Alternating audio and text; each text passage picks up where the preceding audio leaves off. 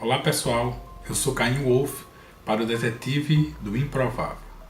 Hoje vamos voltar a um dos temas já abordados em nosso trabalho aqui,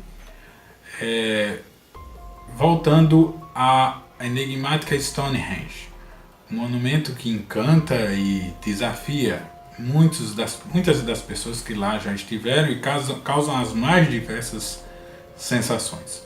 Vamos conhecer um pouco além do que já falamos no famoso texto publicado por nós, conhecido como O Balé dos Gigantes. Vamos a Stonehenge e teremos algumas opiniões e mais detalhes recentes para vocês. Espero que gostem e aproveitem a introdução para já dar um like se achar justo, ou pelo menos para se inscrever no canal para sempre estar vendo nossos vídeos. Vamos em frente e, como sempre, espero que apreciem mais esse trabalho.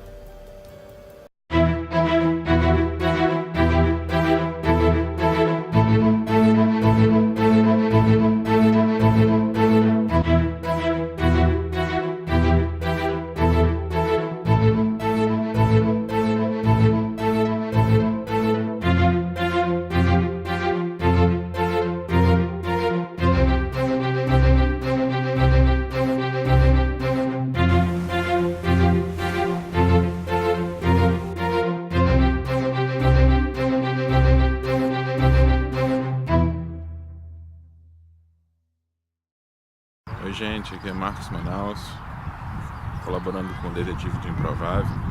Estamos aqui na Inglaterra, mostrando para vocês Stonehenge. Stonehenge é esse círculo de pedras aí que começou a ser construído há 5.000 anos atrás, em torno de 3.000 a.C. E existem várias teorias da necessidade, do porquê ela foi construída e por que foi construído. O que nós sabemos é que desde a primeira construção, onde você tinha apenas um círculo escavado com uma construção de madeira, como eu falei, há 5.000 anos atrás, 500 anos depois, começou-se a construir os círculos de pedra, tirou-se a madeira e começou-se a construir os círculos de pedra. O mais interessante é que as primeiras pedras eram pedras azuis, e eram pedras que vinham de Gales, a muitos quilômetros daqui. Acredita-se que durante a construção do monumento, as 3 fases de construção, gastou-se cerca de 30 milhões de horas de trabalho. Então, se nós pegarmos 100 pessoas e dividirmos esse tempo, 100 pessoas trabalhando durante 24 horas por dia, gastaram cerca de 34 anos para construir esse monumento. Stonehenge é uma estrutura composta, formada por círculos concêntricos de rochas, pedras, que chegam até 5 metros de altura e a pesar quase 50 toneladas, onde a gente pode realmente identificar três distintos períodos construtivos. O chamado período 1, de 3.100 a.C., segundo a arqueologia, quando o monumento não passava de uma simples vala circular cavada no chão com 97 metros de diâmetro, dispondo de uma única entrada para o centro. Internamente, erguia-se um banco de pedras e um santuário ainda feito de madeira. 56 furos externos ao seu perímetro continham alguns restos humanos cremados, e o círculo perfeito estava alinhado com o pôr do sol do último dia do inverno e com as fases da lua. Durante o chamado período segundo, de 2150 a.C., deu-se a realocação do santuário de madeira. A construção de 2 círculos também de pedras azuis foi adicionada e eram coloridas até com um matiz azulado. Houve também o alargamento da entrada, a construção de uma espécie de avenida dessa entrada, marcada por algumas valas paralelas, alinhadas com o sol nascente do primeiro dia do verão, e também a construção do chamado círculo externo, com 35 pedras que já pesavam algumas toneladas. As altas pedras azuis, que pesam 4 toneladas, foram transportadas das montanhas de Gales, a cerca de 24 quilômetros ao norte. No chamado período terceiro, ou período 3, em 2075 a.C., as pedras azuis foram derrubadas e as pedras de grandes dimensões, chamadas megálitos, ainda presentes até hoje no local, foram enfim erguidas. Essas pedras, medindo em média 5 metros e mais alguma coisa de altura e pesando cerca de 25 toneladas cada, foram transportadas do norte por 19 quilômetros através de supostos carreiros. Entre 1500 a.C. e 1100 a.C., aproximadamente, 60 das pedras azuis foram restauradas e erguidas em um círculo interno, com outras 19 colocadas em forma de ferradura. Recolhendo os dados a respeito do movimento desses corpos celestiais que a gente tem como referência no céu, as observações de Stonehenge foram usadas para indicar os dias apropriados no ciclo ritual anual. Nesta consideração, a estrutura não foi usada somente para determinar o ciclo agrícola, uma vez que nesta região o solstício de verão ocorre bem após o começo da estação de crescimento e o solstício de inverno bem depois que a colheita já é terminada. Bom, desta forma, as teorias atuais a respeito da real finalidade do monumento de Stonehenge sugerem uso simultâneo, ou seja, mais de uma atividade, por exemplo, para observações astronômicas e, ao mesmo tempo, possuía também alguma função religiosa, sendo improvável que estivesse sendo utilizado após 1100 a.C. A área do monumento Stonehenge ela é toda cercada por esses pequenos montes. Na verdade, isso são túmulos.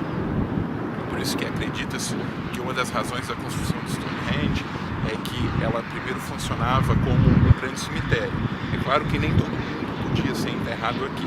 Apenas guerreiros famosos, famílias mais abastadas já daquela época, 4.500 anos atrás, eram enterrados nesses locais. E aqui ao redor nós temos vários pequenos montes desses, são várias estruturas de sepulturas ao redor do monumento. A respeito da sua forma e funções arquitetônicas, os estudiosos sugeriram que Stonehenge, especialmente os seus círculos mais antigos construídos, pretendia ser, na verdade, a réplica de um santuário de pedra. Já santuários de madeira eram muito mais comuns na época do período neolítico. Segundo alguns dados mais recentes de estudos, obtidos por arqueólogos, chefiados pelo arqueólogo Mike Parker Pearson, para ser mais exato, Stonehenge está relacionada com a existência de um povoado, o chamado povoado de Durrington.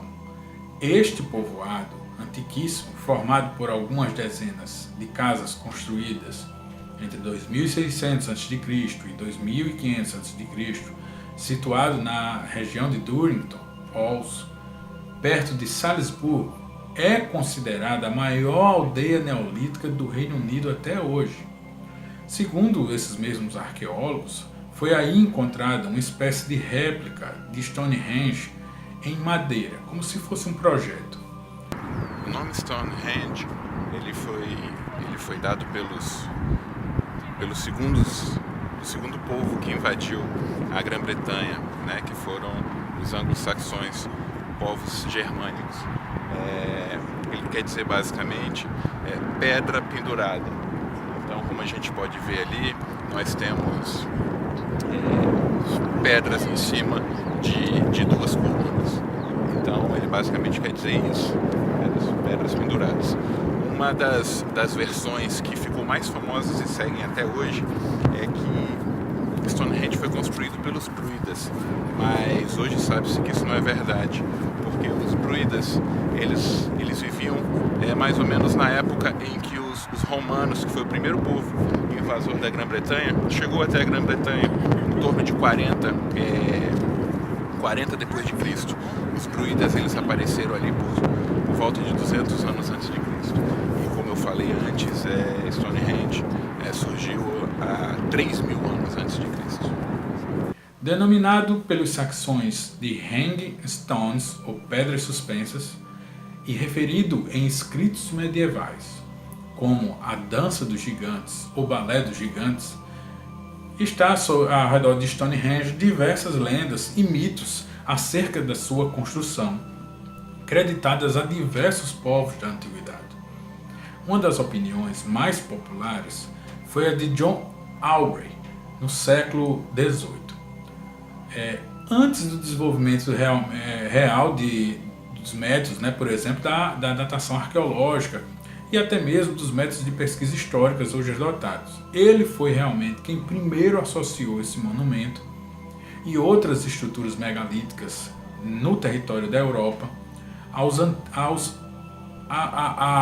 antigos, que fizeram e difundiram essa cultura popular durante o seu tempo, e que, de certa forma, mantém-se até os dias atuais. Na realidade, por exemplo, os druidas só apareceram na Grã-Bretanha após 300 a.C., mais de 1.500 anos após os últimos círculos de pedra terem sido erguidos. Algumas evidências, entretanto, sugerem que esses druidas encontraram os círculos de pedra e os utilizaram com os fins religiosos de sua crença. Porém, outros autores sugeriram que os monumentos megalíticos foram realmente erguidos pelos romanos. Embora essa ideia seja ainda considerada muito mais improvável, uma vez que os romanos só ocuparam as Ilhas Britânicas após o ano 43, quase 2.000 anos após a construção do monumento. Somente com o desenvolvimento do método de datação que a gente usa atualmente, que é a partir do carbono 14, se estabeleceram algumas datas aproximadas, mais críveis, para se atribuir aos círculos de pedra.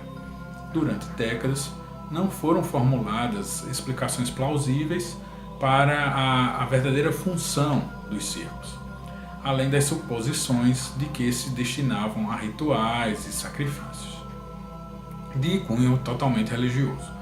O mais famoso monumento da pré-história pode realmente ter sido um centro de cura, para onde iam peregrinos em busca do que hoje se faz com promessas, há mais de 4.500 anos. A afirmação é de um grupo de arqueólogos que trabalha nas primeiras escavações em mais de 40 anos no monumento de Stonehenge. O grupo acredita ter chegado a encontrar indícios que podem finalmente explicar os mistérios dessa enigmática construção de blocos de pedra. A equipe descobriu, por exemplo, um encaixe que no passado abrigou as chamadas pedras azuis, rochas vulcânicas de tom azulado, a maioria já desaparecida até mesmo do local, que formavam a primeira estrutura construída, como nós falamos no início do vídeo. Eles acreditam que as pedras azuis podem chegar a confirmar a tese de que Stonehenge era um local onde as pessoas buscavam para obter algum tipo de cura. Em 2013, um grupo de estudiosos da Universidade College London levantou uma nova teoria. Eles defenderam que Stonehenge pode ter surgido como um cemitério para famílias de elite por volta do ano 3000 a.C. Estudos de restos humanos realmente encontrados no local indicam que antes do monumento ser o que hoje se conhece, havia ali um grande círculo de pedra construído como um cemitério. Com o tempo passando, nas décadas de 1950 e de 1960, e as pesquisas evoluindo, o professor Alexander Thom, coordenador da Universidade de Oxford, e o seu colaborador, o astrônomo Jeremy Hawkes, abriram caminho para um novo campo de pesquisas, a chamada arqueoastronomia, dedicado ao estudo do conhecimento astronômico de civilizações antigas. Ambos conduziram exames muito detalhados nestes e em outros círculos de pedra e em numerosos outros tipos de estruturas antiquíssimas, mas de características megalíticas, associando-as sempre a alinhamentos astronômicos significativos, as épocas em que foram erguidos, a importância que podia ter para os seus construtores. Estas evidências sugeriram que eles foram usados como observatórios astronômicos. Além disso, os arqueoastrônomos revelaram as capacidades matemáticas extraordinárias e uma sofisticada, ou que veio a sofisticar a engenharia que os primitivos europeus chegaram a desenvolver antes mesmo das culturas egípcias e mesopotâmicas mais famosas nessas artes. 2000 anos antes da formulação do Teorema de Pitágoras, constatou-se que os construtores de Stonehenge incorporavam conhecimentos matemáticos evoluídos, tais como o conceito e o valor do número π em seus círculos de pedra. Hoje pode realmente ser reproduzido esses achados. As explicações científicas para a construção estão no ponto em que o monumento tenha sido concebido para que um observador, no seu centro e seu interior, possa determinar com perfeita exatidão a ocorrência de datas significativas, tais como os solstícios e os equinócios, eventos celestes que anunciam as mudanças de estação, muito importante para a agricultura. Para isto, basta se posicionar até hoje adequadamente entre os mais de 70 blocos de arenito que o compõem e observar-se na direção certa no céu. Esta descoberta deu-se em 1960, demonstrando através da arqueologia que os povos neolíticos, ao contrário do que se pensava, 3.000 anos antes de Cristo, já tinham tal conhecimento em sua cultura, em seu saber. A importância estaria vinculada diretamente, como citamos, à agricultura dos povos da época. Segundo o historiador John Langer, a vida dos povos agrícolas está ligada ao ciclo das estações. Tudo o que eles organizavam. O homem pré-histórico precisava demarcar, por exemplo, o tempo para saber quais eram as melhores épocas para a colheita e a semeadura. A observação, então, do céu nasceu daí.